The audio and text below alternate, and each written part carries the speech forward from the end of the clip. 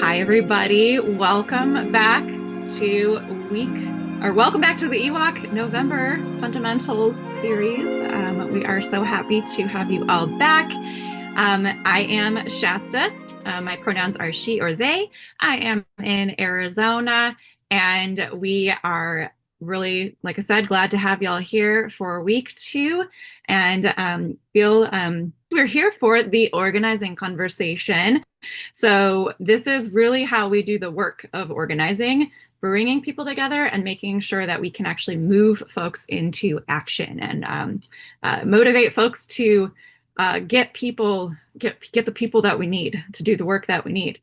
We talked about the organizing committee kind of model, the identifying leaders, kind of strategically starting to figure out who we want on the team. Now we're talking about the organizing conversation. We know kind of who maybe we want to talk to, who we're curious about, who we want to get to do something. But now it's how. How do we get folks? How do we talk to folks? How do we motivate folks? How do we agitate folks? So if you weren't here last week, good idea to review that. You can check the links that were emailed to you, or you can always attend a future series and check out week 1. Again, if you wanted to kind of get a little bit more in depth there. So with our organizing conversations, it's been, we want to call it the organizing conversation, but it's conversations plural. So that's really important to know. These are things that happen over a series of conversations, and it's really important that we listen. So the most important skill we have in any organizing conversation is learning how to listen for folks and how to really help address their concerns and validate and get folks motivated and agitated to do some work to get this power built. We're focusing on the kind of more early steps, the getting to know the folks, the finding the issues, what makes folks tick, and getting that kind of motivation to go. And with that, I would like to bring our speakers over to introduce themselves. We have Christine and Mace. Hi, everybody. I'm Christine. I have been working with EWOC since around 2021. I organized a union in my workplace, Chocolate Factory in San Francisco back in 2021, and then got involved with EWOC after that. And I've been working with them on and off. I also went to go work for a union for a year, Actors Equity Association, for any of my actor friends out there. And then I also, I just graduated from law school where I focused on labor and employment law. So that's some of my background. And Mace, do you want to introduce yourself too? Mace, I work at Whole Foods. Been working at Whole Foods for 4 years. I'm one of the lead organizers for the first unionized Whole Foods campaign. And I'm happy to be here to share my experiences with y'all and what I've learned. Awesome. So going off of what Shasta just said, this session here is going to be all about building relationships with your coworkers, because while the title is the organizing conversation, it is in fact a series of conversations. It is all about ongoing building relationships with your coworkers. So our first core concept to talk about is socializing before you organize. So people want to hang out with you and organize with you if it's fun, if it's a good time to hang, if it's a fun time to hang out. So we're talking about getting food and drinks outside of work, hanging out on your breaks, things like that, things to build your trust, build your camaraderie between everybody. And really intentionally doing that sort of outside socializing in order to learn more about your coworkers as people, and also about the things that they care about, so that you can have deeper conversations later on. So Mace, do you have any examples of things that worked for you or your coworkers when you were organizing, or you're sort of socializing before starting that organizing work?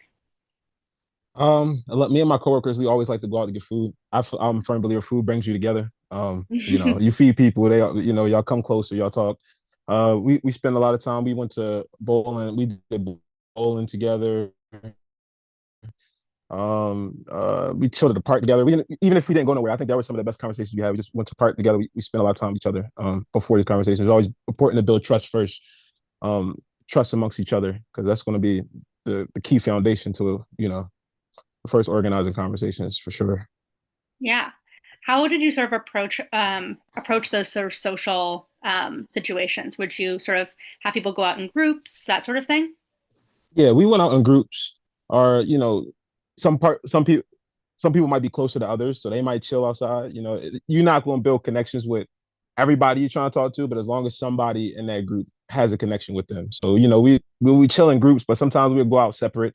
I'll have a couple people I would go out with, or a couple of my other organizers, they have a couple people they would go out with. It didn't always have to be together. We try to do group stuff, but it works better. People have days off, might not have the same days off as you. Somebody might have a different day off than you. So yeah. Yeah, and I mean, Whole Foods has, I assume you have sort of like shifts that people generally sort of worked regularly. So was socializing a good way to sort of also cross over, like have some people from like different parts of the, like different departments or different Mhm. shifts hang out? Yeah, that's how you spread support throughout departments. It's very hard to talk to different departments in the store while y'all working, but outside of work, if you telling people outside of work, rather that be a friend of a friend or whatever, that's how we got close. That's how we organized. That's worked the best for us. All right. So, like we said, this is a series of conversations, and this is sort of the progression that we usually see with this. And right now, we're going to talk about those first three. The second set of conversations is later on, and we're going to be covering those in our later sessions. But those first three, it's about that introduction, that socializing, just getting to know who people are, who you work with, then getting to the issues. What do people really care about?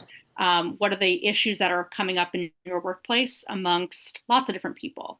This is a great way to sort of start mapping out what those main issues might be that could get people interested in actually pursuing action like organizing, which is the third step, which is agitation, which is trying to get those coworkers to understand that they're not alone, that there's lots of people with these concerns, and talking about what's unfair or going wrong at your workplace that you could be organizing around. Um, so sort of a sort of similar conversation with all these ongoing conversations with having to do all this work of introduction, of getting to know everybody and getting to know what their issues are. Um, I assume Whole Foods is something of a high turnover workplace. Everybody doesn't necessarily stay for a lot of years. What's it like to have to sort of keep repeating this cycle or going through this cycle with a higher turnover workplace? Organizing never stops, especially in places like that. But conversations are people care about generally the same things. Everybody wants to get paid more. Um, everybody, insurance is a big problem in my workplace. We hire a lot of part timers. They don't pay part timers insurance anymore. So Mhm. I know a lot of people care about that, and people will generally tell you how they feel about the workplace after natural conversation. Like I never really had to force a conversation about you know um issues really, because it's Whole Foods, it's Amazon. People are gonna complain about the job. Corporations gonna do dumb shit all the time. So like it's easy to feed off that. But agitation is easy. Like Mm. if somebody's mad about money, you talk about, we should be getting paid more. Talk about, all the work we do, or even we do a physical job. If I get hurt in the job, I can't get insurance. Like we have a bunch of part timers. Like I can't get insurance, bro. Like if I get hurt, it's gonna come out of my pocket. So I got to be careful. But then they want you to work hard. We have e-com shopping in our store, and Mm. e-commerce are treated like robots. They have to shop at a super fast speed. They monitor their breaks and all that stuff. So like stuff like that is easy to agitate. Like you don't even gotta. And most of the time they come to you about some irritation. You just feed off of it. Like I love to agitate. I think that's so. I think that's the best part of the job. Like feeding off people's anger and what they're already angry about, and you complain about it too just as much. Like I love doing that. Yeah, and that's what's also I think is interesting is that you're in a position where obviously your campaign has been out in the open for Yeah. a long time now. So is part of these conversations also sort of getting new workers up to speed with what everybody else, what the existing issues already are, things that they might not know coming into the job? Especially now, we're hiring a lot. And Whole Foods is keeping it quiet that we want our campaign. They're acting like it's not a thing.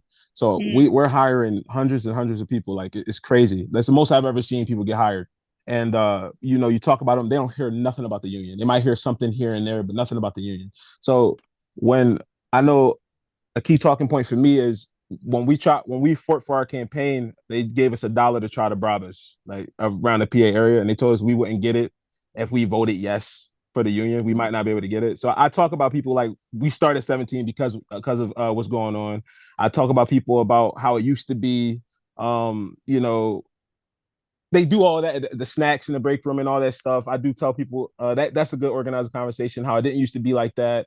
They still paying people like shit, so they doing everything out, other than paying us more. Snacks in the break room, cookies, chips. Um, uh, Now when we do trainings, they try to give you a goodie bags now to try to get a good review on trainings now. So I do let people know that is a good conversation. A lot of people don't know, and then we have booklets we pass out to let them know everything that's been happening in the last year, because we're at a year I think now that we won our election. So That's they are really good interesting. conversation starters. Yeah, having a booklet that sort of summarizes where the union's at. That's a Yeah. really interesting tactic. I like that a lot. So our next slide here is all about those conversations where you're identifying those issues, which we were talking about earlier, and learning about coworkers as people. And it's a good idea to, a lot of these conversations are a lot more about listening than about talking. They're a lot more about finding out what people's things that are motivating them at work. And sometimes some of those things can, this is also where your chart can be incredibly helpful. This is where you're going to want to start using your chart, where you're going to start having these conversations with people about their issues at work and what those issues are, so you can start to see those common threads. And sometimes those issues can be really interesting because, like you were saying, Mace, it's usually pay, it's usually safety and insurance and benefits and things like that are really common denominators across a lot of different organizing campaigns. But sometimes there are things that are more specific or more urgent to a specific workplace. So one of the things that surprised us in my campaign when I was working was that a lot of us had issues with, injuries. It was a factory, and with our pay and our hours and things like that. But something that was that came out when we started talking to one another was how a lot of us had been treated by our HR. When people brought up problems, when people sort of became that squeaky wheel to sort of point out managers who were not great, or coworkers who were acting inappropriately.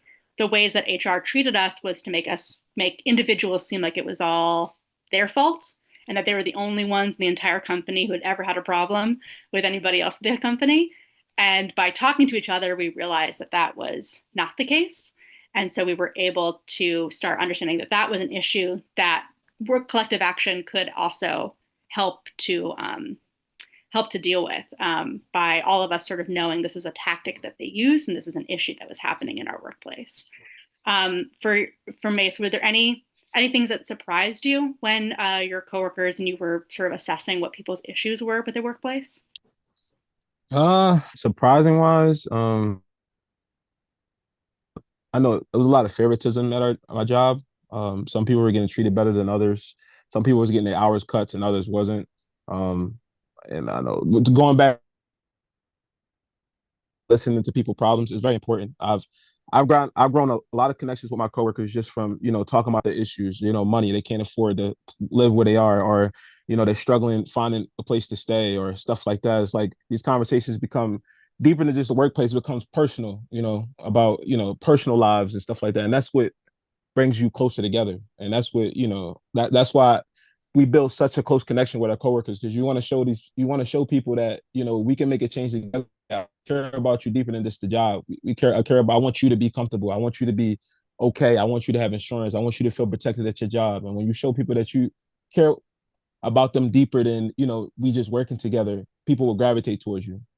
And I've heard a lot of just from organizing conversation, just from sparking issues about pay, insurance, favoritism, hours getting cut. We're cutting people hours Mhm. like crazy, and we're making and while bragging about how much money we're making. So these companies do it to themselves. Like you just capitalizing off their mistakes. That we're cutting this.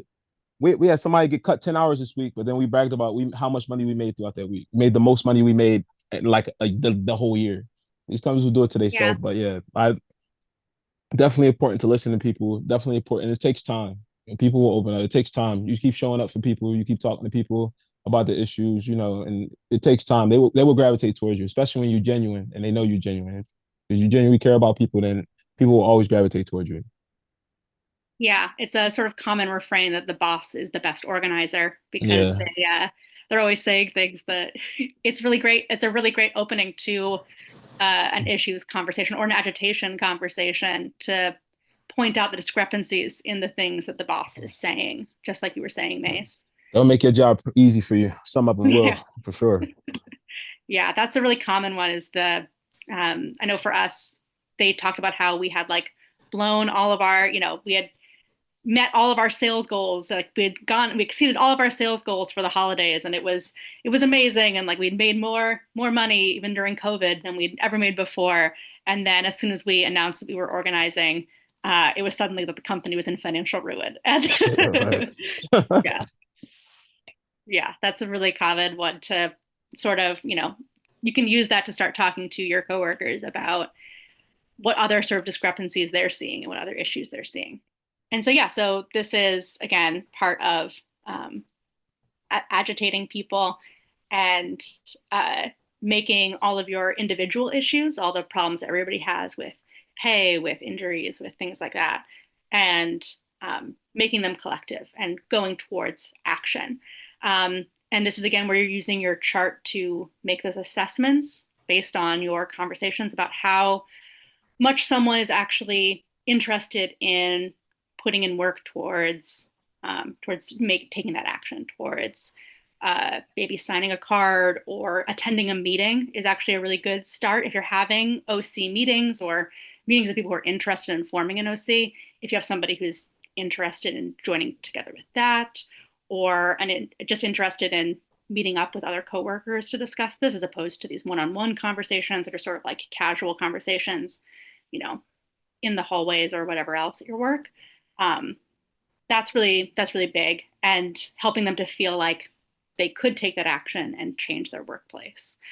Um, Mace, do you have any stories about times when you were able to agitate them just beyond complaining? Because everybody does love complaining, but what made a difference in like actually having a conversation that had somebody switch that to taking action with you? I'm actually the one I've got like Ed, one of our organizers, when he first got me, I got my shifts deleted and I was frustrated. And I talked about it a lot. And I was irritated. And when you're irritated at the job and you got bosses telling you like blowing you off, telling you it's we don't know what I could do for you and stuff like that, you don't feel heard. It irritates you. So when Ed had invited me out to a meeting with other people who were just as irritated as I was, and you know, and we went to a coffee shop. It started with six of us. I'll never forget. And he let us all talk about our experiences at the job, which when you're not getting listened to, you just want to talk shit. So I just spent like an hour talking shit at the about what they did to me, and he correlated to how do you think we could change stuff like that? How do you think we could change that together? And Mm. I didn't think about it. I never really thought about it like that, but hearing other people with the same issues as me or the same irritations as me, and then like it made me feel like we could do something about it. And he put that thought in my head. And then it becomes conversations. It becomes like, talk to this person about it. Or if you know somebody that's struggling with this, you talk to this person about it. And that's what Mhm. sparked me. And then he took me from the mindset of I can't do anything. I'm not getting listened to. I don't have a voice to feeling heard. And he Mm. correlated it into, we could do something about it and we can make ourselves feel heard together. And I think because I was in that position. That's how I decided to take action. That's what got me on board. Yeah, I love that also it's bringing bringing the coworkers together to each sort of individually share their things. They can also hear what other people are thinking, what other people have to say as well. Yeah. Absolutely. And I think that's a really great way to also sort of see where someone's at in terms of what they're thinking about action wise. Mhm. And I have a story from my campaign about a really good assessment that somebody made, which was I had been at my company for 7 years, and I had previously been a manager. I was no longer a manager, but when my coworkers started organizing, they weren't sure whether or not to talk to me about it because they weren't sure if I was going to go running to the manager or if I was going to go tell everybody who I was close with still in management. I was a very risky person to talk to. That is very fair. It was not a great assessment, but I was in a meeting with some people who were in the organizing committee, and they heard me really going off on somebody else about some of the stuff that was happening in the workplace. And they realized that probably actually I had a lot of more issues with management and with the way the company was being run than anybody else knew. And so somebody took that leap of faith and like reached out to me and was like, I'm going to say something. If you are not interested, we could never talk about it again. But like, what do you think about unions? Was like a great way to just sort of like, get that initial sort of interest going. Before I was obviously on board and joined it, but it was a risky assessment. But sometimes it's listening to your coworkers and listening to the ways that they are already sort of trying to do something on their own, perhaps, and not being successful, and reaching out to them to also bring them in.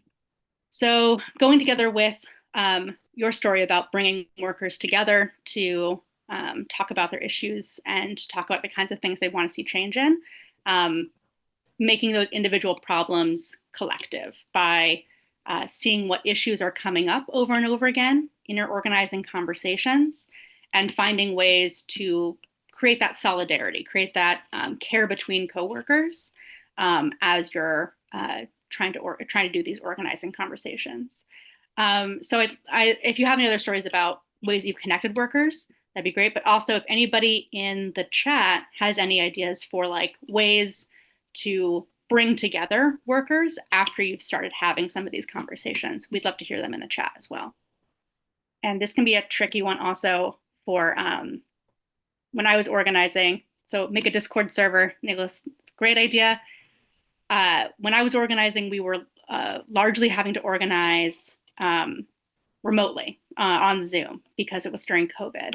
And so there's a lot of these tools like Discord or Signal chats, things like that, that you can also do to help make people feel like they are in this together and they're connecting to one another, even if you have to be working virtually. Game nights, social events. Mace talked about having like bowling and other social events as well to continue to connect people, even after you sort of started that like initial, sort of more social chats. Yeah, potlucks, awesome. Happy hours are always big. Like Mace said, food brings everybody together. Happy hours and drinks, absolutely. So here's a couple of other notes about talking on the job or talking to your coworkers. You are allowed to talk to your coworkers when you are working. Under the NLRA, it has a protected activity to talk to your coworkers about wages and working conditions and things like that. Technically, you are protected under the NLRA. And even if you're not covered by the NLRA, the FLRA has similar protections, and other regulations also have similar protections. But if we're talking about people who are in the private sector, the NLRA protects this concerted activity of talking to one another. And even if you're at work, if you're allowed to talk about anything else, you can talk about your wages, you can talk about collective action. However, that's not always the safest option, especially if you are not in an open campaign, if your campaign hasn't been announced yet, if you're still in like the early stages of organizing and you're trying to keep things under wraps, you want to be really strategic about how you are talking to your coworkers. And it might be better to have these conversations be very innocuous at work and then have the real conversations outside of work, as opposed to letting potentially your manager or other people overhear you. Do you have any experience with that, Mace? We did a really good job of keeping our campaign quiet until the last day. I think the day that they found out is the next day we filed. Mm-hmm. We were very careful who we talked to, and we had a big organizing committee too. It's about 20 of us in the organizing committee. So a lot of connections throughout the store. And if people trust you, even if they don't are scared to have these conversations or scared to scared of management or what might happen, they most likely won't tell on somebody they at least care about. They'll just, if I came up to somebody that I really don't have a connection with about something that scares them, they most likely will probably tell on me. But if it's somebody they care about, making sure that people are having conversations with people that they know, because we had, like I said, we had a big committee, a lot of connections, because a lot of this organizing in the store or wherever you're trying to organize is going to be connections through other people. That's why one person can't do it by themselves. And yeah, but after we did file, they were very, very aggressive on stopping us from talking, and we did let people know you can talk, because they did make it seem like we can't talk to people. You had a manager at every corner sitting next to you, like listening to your conversations. You probably don't want to have organize a conversation right in front of management, because it puts a target on your back, and then it puts a target on the person you're talking to back, and so yeah, that was my experience. Yeah, and for those of you who are in remote work environments as well, a story from the Bay Area is don't be organizing on the company Slack.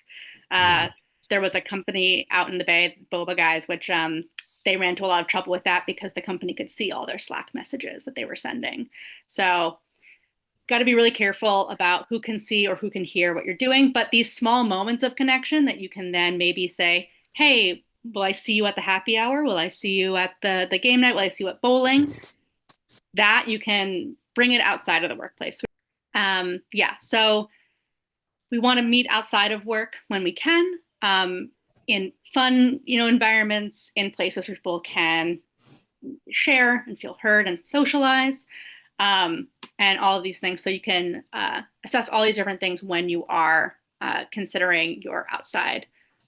I like the coded language of the onion to mean union on the Slack. It's always fun. Yes, I like that a lot.